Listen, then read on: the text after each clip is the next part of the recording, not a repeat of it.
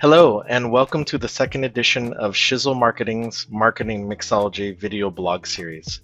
My name is Rod Paulino, your host today, and the topic that we'll be discussing is the importance of web and mobile accessibility. So let's get started.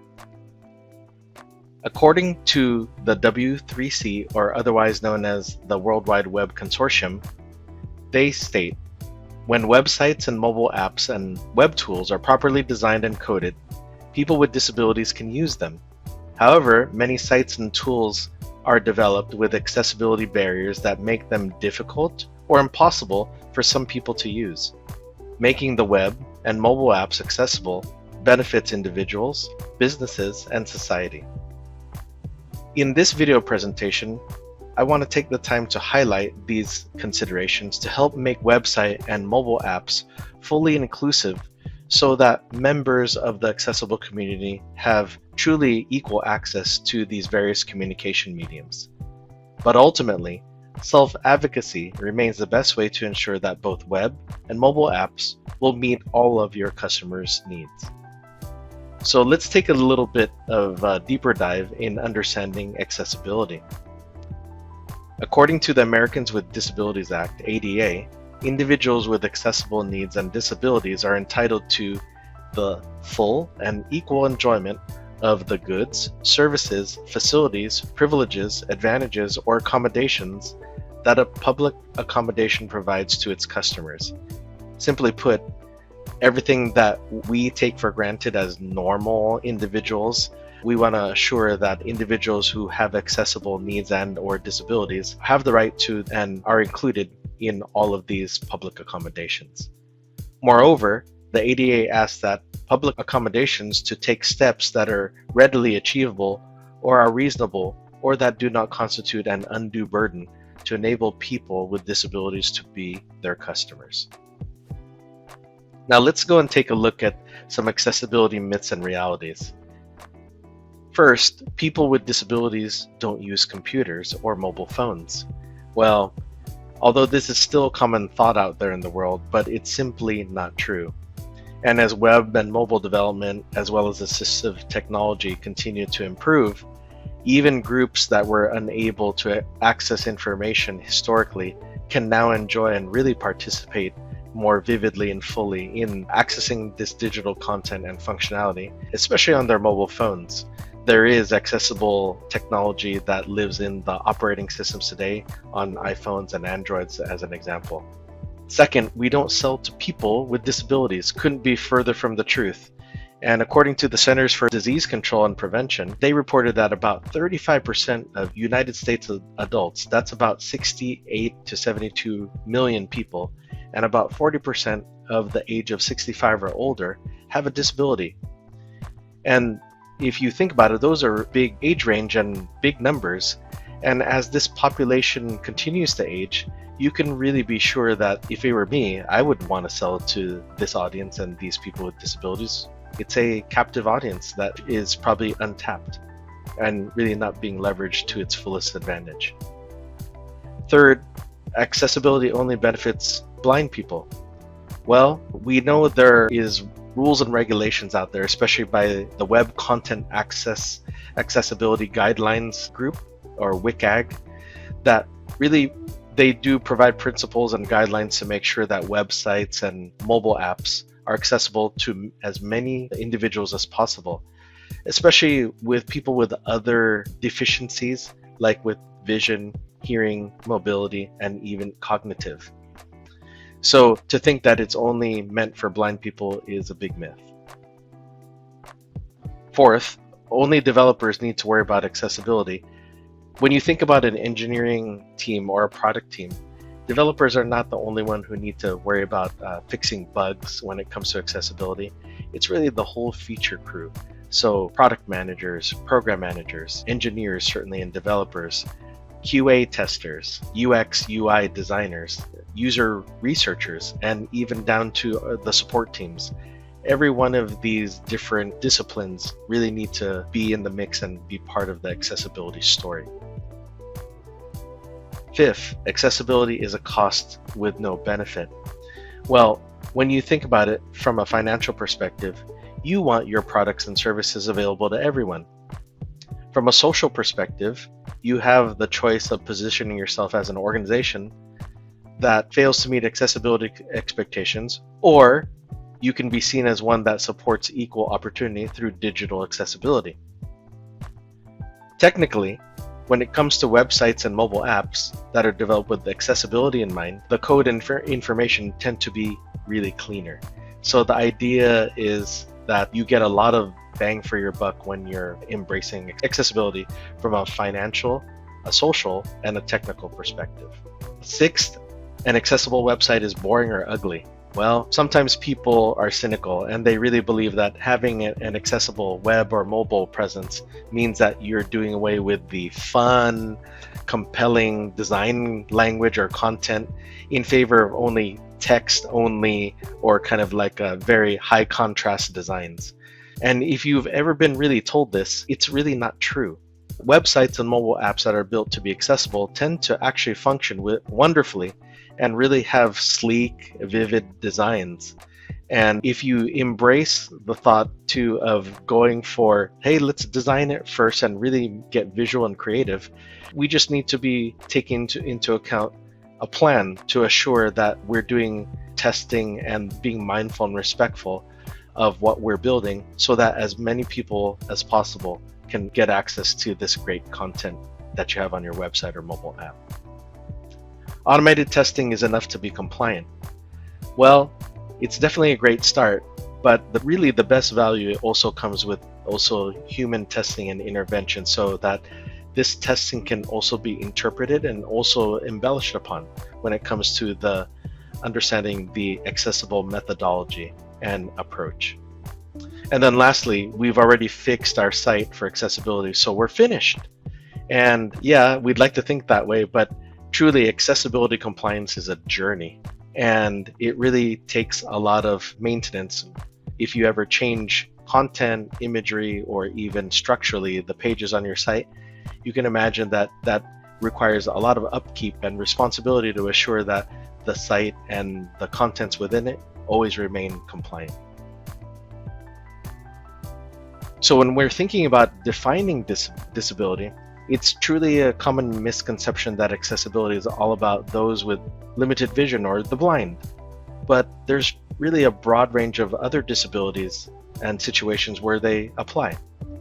And making a website or mobile app accessible means that we want to make sure that it can be used by as many people as possible. According to WCAG, that is again the Web Content Accessibility Guidelines 2.1, it lays out how digital services and tools should be made accessible to all, including users with impairments to their vision, their hearing, mobility, and cognitive. In vision, you can see it's typically the blind, partially sighted or sight impaired, or colorblind. With hearing, deaf or hard of hearing.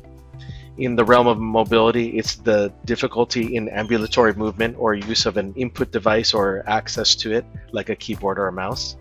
And then in cognitive, being impaired in the thinking and understanding of issues, especially those related to dyslexia, autism, or learning difficulties. Also with that, there's also these disabilities can be subdivided into modes. And they can be broken down into permanent disability, such as an example when you are blind or deaf. In mobility, if you have fallen or gotten into a car accident where you are paralyzed, that's considered a permanent disability. In temporary disability, where a physical or mental disability hinders you while discharging your responsibilities for a short period of time. While temporary disability, again in the mobility space or impairment, where physically you might have broken your arm and now you cannot appropriately type or use your mouse. And while your arm is broken, that's still considered temporary because you are not able to work or conduct your responsibilities for that short period of time, but eventually you will heal, and then thus again considered temporary. Then lastly, there's situational disability. And this term really applies when a user is not able to carry out tasks due to a situation they find themselves in. And some examples of this are when an internet connection is too slow, and how many of us have ever encountered that? Certainly it's situational. Or when a website is not usable on a smartphone or via an app, because some apps may have restriction capabilities associated with them. When understanding accessibility, we also want to understand in a simple acronym, the POUR principles. And following these POUR principles with perceivable, operable, understandable, and robust principles, it will help users really have access to your website and mobile content, and while making your interface really robust through a spectrum of different technologies. And in the day and age of highly competitive B2B and small business markets, really leveraging excellent and striving for excellent web and mobile accessibility gives you the edge over those competitors that you may have been looking for or seeking. So when you think about perceivable, the question that you might want to ask yourself is, can your website users and mobile users identify content and interface elements by the means of the senses? Certainly through sight, but can they also perceive by also through sound or touch? And are these needs being respected and adhered to? Next, with operable, the question you might want to ask yourself is, can your users successfully use buttons, controls, and other interactive elements on your website or mobile app in order to interact with it? And you might think of other manifestations like clicking on a certain area or some swiping actions on the phone. And really the idea here is that maybe they might even rely on voice command to navigate the interface. So thinking about the whole experience from an operable perspective. And then understandable. The question here is, how steep is the learning curve for your customers in navigating your website or app? What you want to do is maintain on the consistency in your presentation and format, and really the tonality, and I always like to say the design language that's matched to your audience. So when you make it comprehensible and clear, that also helps for better learning and remembrance, and then certainly helps delight your customers for future visits. And then lastly, in the realm of robustness, is your website truly something where you can leverage something, as an example, like responsive design, and so that your interface and your content is easily switchable and interactable in different technologies and design mediums, like on a laptop, on a smartphone, on a desktop, and also on a tablet. So with these POUR principles and adhering to them, you could really say that as long as you're adhering to them in the accessible sense, I think you're well underway. In the realm of the key benefits to accessibility, when you can design and adhere to the rules to make your website or mobile apps more accessible, you'll really be following truly the best practices associated with good web and mobile design outright. Like, for example, with the advantage of speed when you think about making your site cleaner and more accessible. Certainly through the use of usability and ensuring that the interfaces that you have is easy to use, especially when you leverage a screen reader and tabbing through the different areas. And then lastly, through SEO or search engine optimization, where alt tag can certainly be leveraged and used in order to optimize, as a really added benefit, your website and your mobile app experience. But ultimately, three of the benefits that we see from a business perspective are really bolstering your reach. And again, it was mentioned before, but perhaps you've never really thought about this audience, this new accessible audience, and catering to them because your mobile app or website wasn't accessible before. And you really don't want to overlook this, especially if the world out there from a business perspective is fierce and competition is fierce. And maybe might give you the edge in making sure that you reach out to this new audience and persona of customers. Next, in the realm of compliance, we've certainly heard about all the news about different enterprise and small to medium-sized businesses who have faced legal action or being prosecuted based on accessibility non-compliance. And this is very easy if you just take the time to actually do it, and it's just good business sense. And then related to that, good marketing. And with good business sense and adhering to accessibility, it truly can enhance your brand by bolstering, even proclaiming out there in social media that your website and your app is truly accessible to all. Just a little bit I wanted to touch upon here, and this could be a topic in and of itself, but when it comes to accessibility testing, these are some just areas of focus when you think about using some of the automated tests. Some of the things that you'll start seeing here where there's areas of interest are title tags, the language and keyboard navigation, the focus, forms, headings, images, certainly, tables, JavaScript, and even ARIA, acronym really, but it's really interfacing with these assistive technologies in order to make sure that whatever it is that you have as content, imagery, videos, and such, that you're adhering and really embracing all these areas of focus.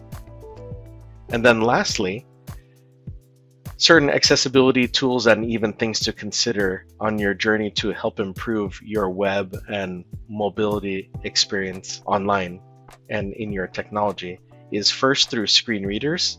There are certainly ones that are out there, and one that really comes to mind most notably is JAWS. Second, there's speech recognition software like Dragon Speak, as an example, to help out with enunciating with this speech recognition for spoken word. There's also certain special equipment like keyboard and braille reader physical keyboards as well that can help out. There's also control mechanisms like touchscreens, mouse and keyboards, and even stylus and also design pads. There's also user input in making sure that when you're thinking about your contact forms and sign-up forms, that you try to keep the fields to a minimum so that it adds to that simplicity and ease of use when you're thinking about accessible forms.